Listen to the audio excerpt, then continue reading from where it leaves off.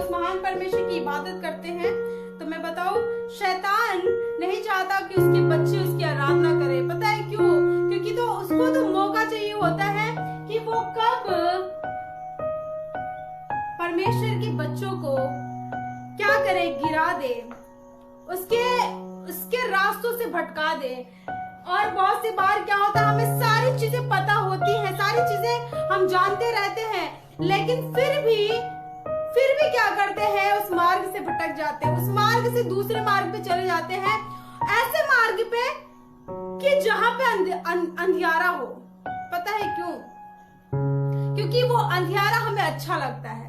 हर एक के जीवन की बात बताए, क्योंकि कोई भी अपने जीवन को फाउंडेशन में नहीं बिताना चाहता। मैंने बहुत बच्चों के मुंह से सुना है, बोलते कि देखो मम्मी पापा, आप जो बोलोगे ना, हम सब कुछ करने के लिए रेडी हैं, आप जैसे बोलोगे हम सब कुछ करेंगे, लेकिन ऐसा है, मुझे बांध के मत रखो, मुझे बांधना मत, मुझे पसंद नहीं है कि मैं किसी के फाउंडेशन में रहूं। कोई भी जन हो, हर एक जन फ्री रहना चाहता है, लेकिन मैं बताऊं, जिसके जीवन में जितना फ्रीडम होता है, वो अपने जीवन में ऐसे गहराइयों में फंसता जाता है जो फिर वो दोबारा निकल नहीं सकता। ऐसे गहराइयों में फंसता जाएगा जहां पे कोई सॉल्यूशन ही नहीं होगा निकलने के लिए। क्यों? क्योंकि जब आपको बताया जाता है कोई काम करने के लिए कि बेटा, अगर आपके मम्मी या पापा है जो बोलते हैं कि नहीं ये चीजें अच्छी नहीं है, ज्यादा ऐसे लड़कों लोग के साथ संगति करना, मतलब घूमो टहरो सही है, लेकिन अब बोलो कि 10-10 घंटे अपने फ्रेंड्स के साथ रहे, बेटा ये नहीं सही है। माँ बाप तो बोल रहे हैं, लेकिन उन्हें बुरा लगता है, चाहे लड़की क्यों ना हो, उन्हें बुरा लगता है, उनके साथ मत रहो। लोग क्या क्या बोलते तुम्हारे विषय में, उनको अच्छा नहीं लगता है। वो किस लिए बोलते हैं? क्योंकि उनको पता है आगे चलकर रिजल्ट क्या आने वाला है, आगे चलकर परिणाम क्या निकल जाएगा। अगर मेरा बेटा या बेटी आज मेरी थोड़ी सी आज्ञाओं को तोड़ रहा है, कल वो थोड़ी सी बड़ी आज्ञा को तोड़ेगा, फिर उसे अच्छा लगने लगेगा, वो इग्नोर करेगा, और एक सिचुएशन ऐसे आ जाएगा, फिर वो अपने माँ बाप की कोई कदर ही नहीं करेगा। हमारी लाइफ में भी परमेश्वर को भी हम इतना ही इम्पोर्टेंस देते हैं। परमेश्वर हमारी जिंदगी में वो हिस्सा है कि अगर हम मौजूद हैं, उसकी आराधना कर रहे हैं, तो ये कोई बड़ी बात नहीं है। पता है क्यों? क्योंकि उसने साधारण से शब्दों में कहा है, उसके वचन में लिखा है, मैंने हर एक जन को इसलिए बनाया, मैंने इस प्रजा को इसलिए बनाया, हमने इस मनुष्य को इसलिए बनाया है कि वो सब मिलके मेरा गुणगान करे। उसने तो आज्ञा दी है। आराधना कर रहे हैं मतलब एहसान नहीं कर रहे हैं आप परमेश्वर पे।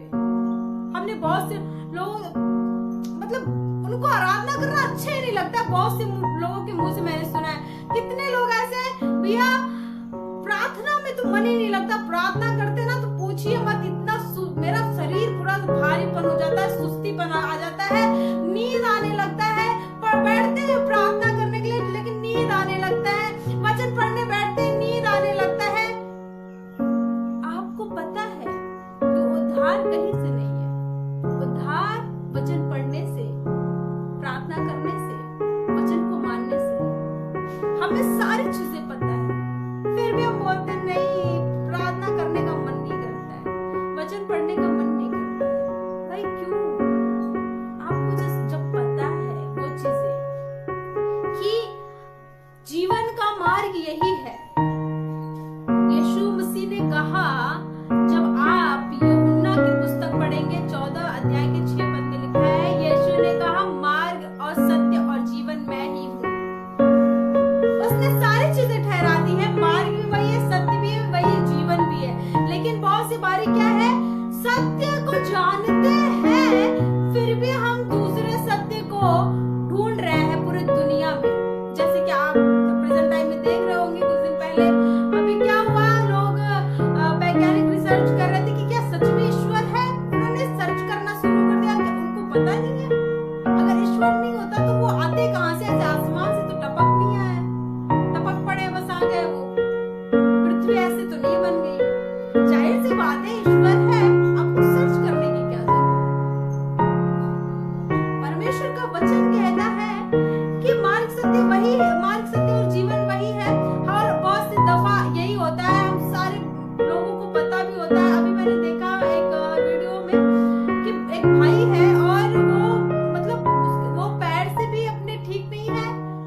अपाहिज था और हाथ से भी विकलांग था, दोनों, मतलब उसके हाथ की कंडीशन भी नहीं सही थी, पैर की भी नहीं सही थी, लेकिन वो क्या कर रहा था पता है, वो परमेश्वर के वचन को, छोटे छोटे ऐसे जो वचन लिखे होते हैं, बुक्स होते हैं छोटे छोटे, वो सड़कों पे जाके बांट रहा था, और उसकी कोई इज्जत ही नहीं, मतलब कोई ऐसे इग्नोर करके जा रहे थे।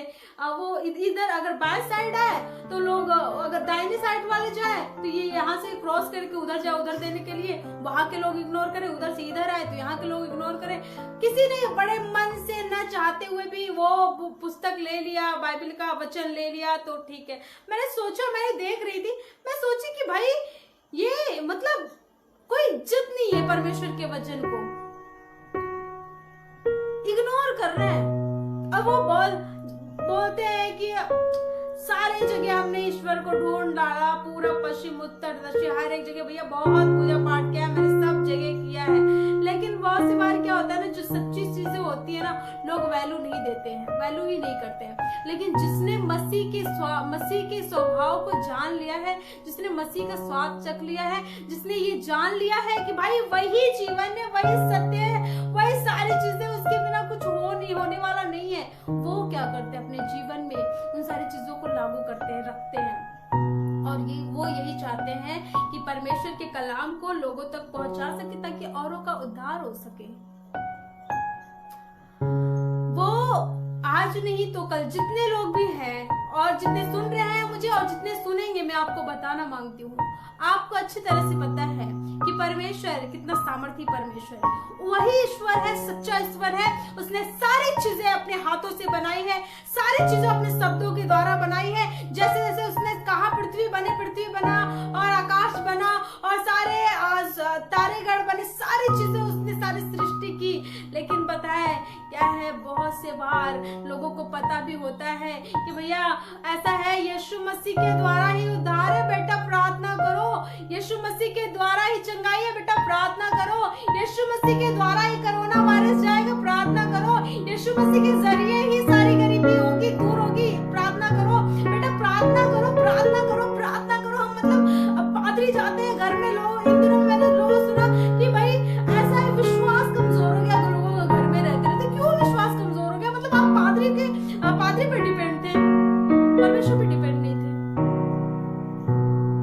मैं हर एक जन मसीह भाई बहन से बात कर रही हूँ, मैंने बहुत और लोग से सुना, भाई कलीसिया के बंद हो जाने से हमारा विश्वास कमजोर हो गया, बहुत से बैकस्लाइड हो गए, बहुत से रो रहे, गा रहे, निराश हो गए। क्यों? आप पादरी पे भरोसा करते थे, आप जब कलीसिया में जाते थे तो? जब तक पादरी, कोई प्रभु का दास आपके घर पे गया, आपको समझाया कि प्रार्थना करो अपने घर के लिए, सारी सिचुएशन के लिए प्रार्थना करो, अपने माँ बाप के लिए प्रार्थना करो, अपने बच्चों के लिए प्रार्थना करो, कोरोना वायरस के लिए प्रार्थना करो, सारे देश के लिए प्रार्थना करो, तब तक प्रार्थना किया। इसके बाद क्या हो गया? आपका प्यार मसीह में क्या ठंडा पड़ गया? हे मेरे प्रिय भाई बहनों, मैं आपको बताऊं, परमेश्वर को इग्नोर ना करें, परमेश्वर को अपने दिल में बैठा लें।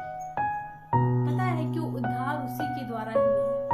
आपके जीवन में आपको ऊंचाई तक पहुंचाएगा, वही पहुंचाएगा। आपको विपत्ति से छुड़ाएगा तो वही छुड़ाएगा। आपके सारे हालातों को ठीक करेगा तो वही ठीक करेगा। इन दिनों में कितनी सारी चीजें हो रही है मसीही लोग के साथ। एक उड़ीसा में एक बच्चे को लिंचिंग कर दिया गया, टुकड़े टुकड़े काट डाले हैं, मारने के बाद काट डाला है। क्यों? क्योंकि वो यीशु मसीह को मानता था।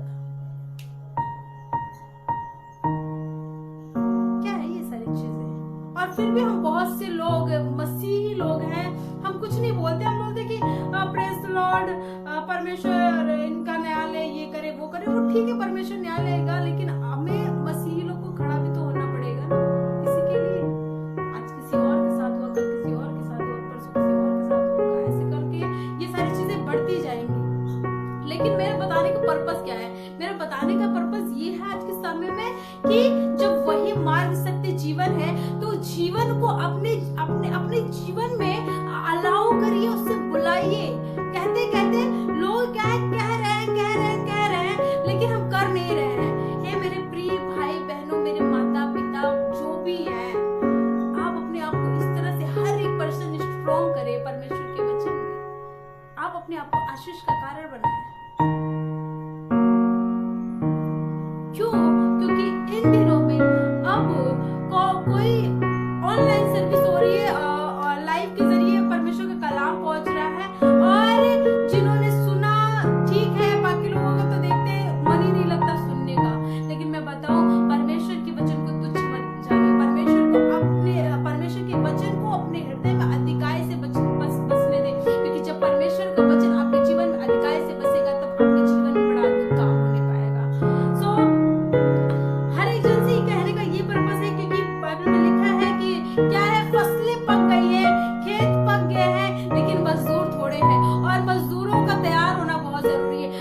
एक जन परमेश्वर का कलाम लोगों तक पहुंचाए, हर एक जन परमेश्वर के वचन के अपने आप को परमेश्वर के वचन से अपने आप को संवार ले, हर एक जन परमेश्वर के वचन को अपने दिल दिमाग में इस कदर बैठा ले कि हाँ प्रभु तेरा वचन ऐसे कहता, हाँ प्रभु तेरा वचन ऐसे कहता, अपने परमेश्वर के वचन से लिपटे रहे। पता है क्यों? क्योंकि जिस परमेश्वर ने आपको बनाया है, रचा है, आज्ञा दिया है, ये बहुत कंपल्सरी है कि आप लोगों के लिए उद्धार का कारण बने, कि आशीष का कारण बने। क्योंकि आप जब एक अगर देखा जाए एक पासवान खड़ा होता है कलिसिया में, अपने अरेंजमेंट करता है, बहुत सी भेड़ों को लेके चलता है, नहीं बेटा ऐसा काम करो, वो सारी गलतियों को बताता है, तो अगर हताश हो गए, निराश हो गए, उन्हें समझाता है, बुझाता है, सारी चीजें करता रहता है। और आपको अब क्या करना है? आपको खुद ही खड़ा होना पड़ेगा, खुद ही अपने विश्वास को मजबूत करना पड़ेगा, खुद ही परमेश्वर के कलाम को दूसरे तक पहुंचाना पड़ेगा। क्यों? क्योंकि आप अगर जानबूझ के भी हम परमेश्वर के कलाम को जानते हैं, सारी चीजों को जानते हैं, और फिर भी अगर निराश बैठे, हताश बैठे हैं, रो रहे हैं, गा रहे हैं, तो कुछ भी होने वाला नहीं है। क्यों? क्योंकि अपने परमेश्वर के वचन को तुच्छ जाना है, परमेश्वर को तुच्छ जाना है।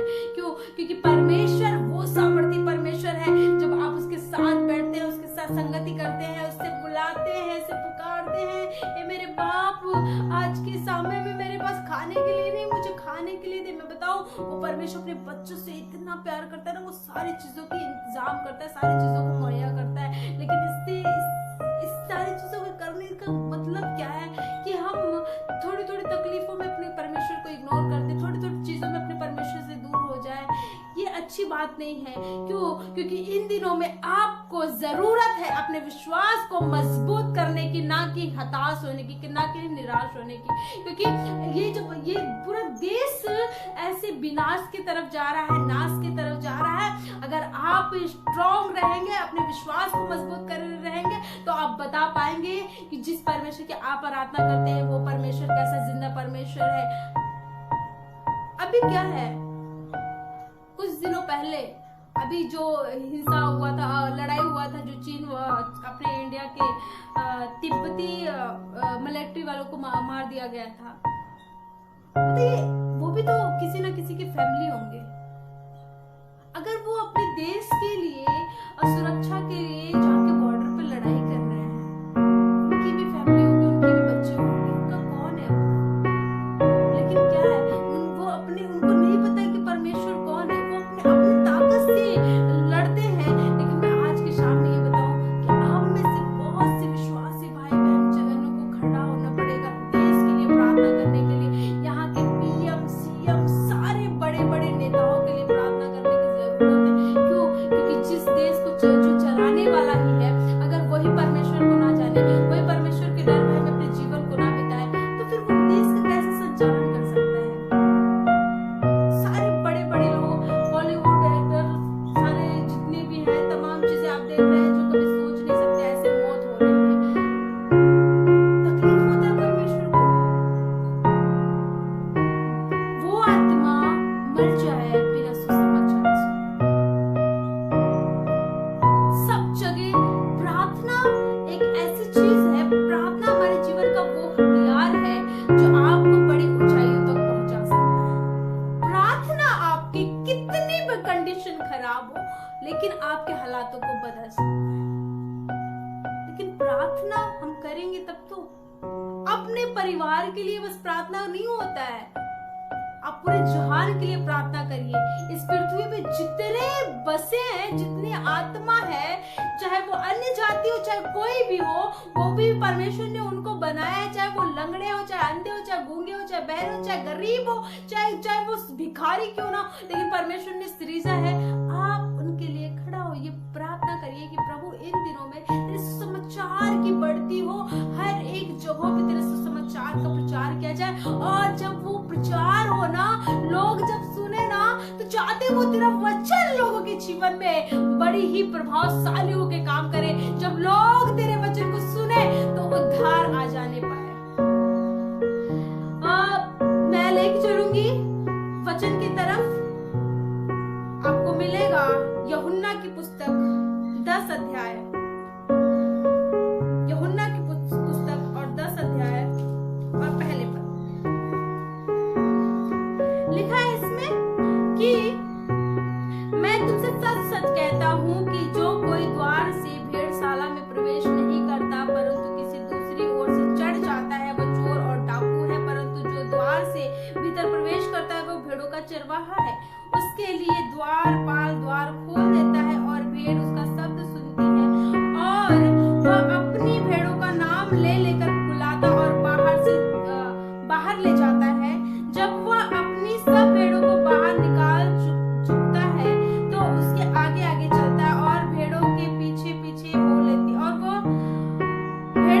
पीछे पीछे बोल लेती है, क्योंकि वे उसका शब्द पहचानती हैं।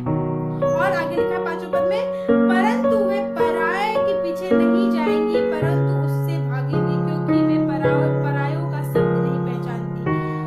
और जब आगे पढ़ेंगे तो लिखा है इसमें, द्वार मैं हूँ, यदि कोई मेरे भीतर प्रवेश करे तो वो उद्धार पाएगा और भीतर बाहर आया जाया करेगा और चारा पाएगा। मैं बताऊं, परमेश्वर ही द्वार है, परमेश्वर ही मार्ग और सत्य जीवन है। और मैं आपको बताना मांगती हूँ कि अगर जब कोई प्रकाशित वाक्य जब आप पढ़ेंगे, प्रकाशित वाक्य 3 और 20 पद में लिखा है कि देख, द्वार में खड़ा होकर खटखटा रहा हूँ, अगर कोई मेरे शब्द को सुन के अपने द्वार को खोलेगा तो मेरे भीतर मैं भीतर आके उसके साथ भोजन करूंगा और वो मेरे साथ। मैं क्या बताने का पर्पस क्या है, जिस परमेश्वर की आप आराधना कर रहे हैं, अगर आज भी उसको जान के भी किसी और से उद्धार पाने की आशा रख रहे हैं तो ये सबसे बड़ी मूर्खता है। जिस परमेश्वर के जिसने यीशु मसीह को पा लिया, जिसने परमेश्वर को पा लिया, जिसने यीशु मसीह जिसको परमेश्वर ने चुन लिया, जिसके द्वारा परमेश्वर ने यह अद्भुत काम कराया है, मैं बताऊं वही इस दुनिया का बनाने वाला सबसे जिंदा और सबसे अद्भुत और सबसे सामर्थी सर्वशक्तिमान यहोवा ईश्वर परमेश्वर वही है। और उसी के द्वारा उद्धार है, उसी के द्वारा छुटकारा है, बाकी और कहीं भी छुटकारा नहीं है।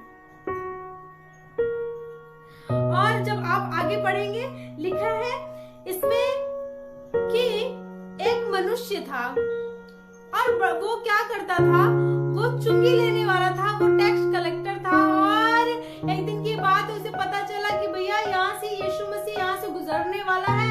और जब उसको पता चला, वो बेचारा नाटा था, देख नहीं पा रहा था, और वो गुलर के पेड़ पे चढ़ गया। और यीशु मसीह ने जब देखा, उसे बोला, हे जक्कई, झट नीचे उतरा और उसके घर में गया। और देखो क्या किया है उसने, उसके जो यीशु मसीह ने बोला कि आज उसके घर में उद्धार आया है। और उसने जिसका पैसा लूटा था, लिया था, उसने उसका वापस कर दिया, 2 गुना वापस कर दिया, किसी को 4 गुना वापस कर दिया। पता है क्यों? इसको पता चल गया था कि जो यीशु मसीह इधर से गुजर रहा है ना, वही मार्ग और सत्य वही जीवन है। उसको उस दिन पता चल गया था यही सत्य है भैया, और कोई नहीं है। और देखो, जब उसे तो ये भी नहीं पता था कि मुझ जैसे नाटे इंसान के पास क्या यीशु मसीह चला आएगा। लेकिन यीशु मसीह दिलों को देखता है, मनों को देखता है, अंदर की तैयारी को देखता है, आत्मा को देखता है, खूबसूरती को नहीं देखता। आपके रुपया पैसा को देखेगा भी नहीं। हम जो दिन रात अपने पूरे 40 साल 50 साल मेहनत करते रहते हैं, पैसा पैसा पैसा, और पैसे को इकट्ठा लाते हैं और सोचते हैं हमारा पैसा ही सारी चीजें हैं, हम पैसे से जिंदगी खरीद लेंगे, हम पैसे से सारी चीजें खरीद लेंगे। आप बस पैसे से क्या कर सकते हैं? दुनियावी चीजों को खरीद सकते हैं और बाकी कुछ नहीं कर सकते। और बताओ, बाइबल में लिखा है, धन सारी बुराइयों का जड़ है, जो हर अपने पूरे जीवन भर मेहनत करते हैं। और इसको जब पता चला भैया यही सत्य है, यही मार्ग है, सारी चीजें तो यही है। और देखो इसने क्या किया है, जिसका लिया था इसको 2 गुना 4 गुना वापस लौटा दिया है। पता है क्यों? इसको पता चल गया था कि अब यही है, ये सत्य है, यही मार्ग है, और कोई नहीं, इसके द्वारा कुछ होने वाला नहीं है। और जब आप इसके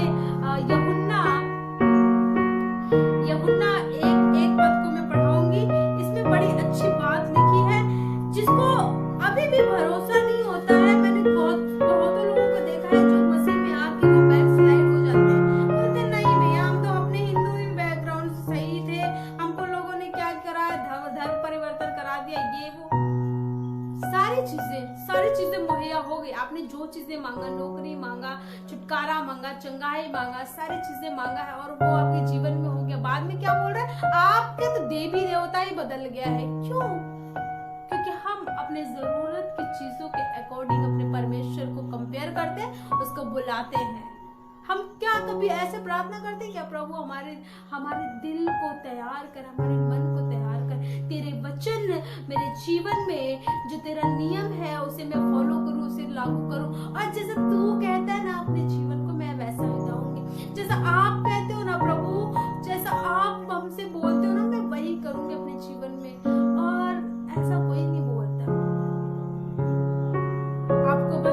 इन दिनों में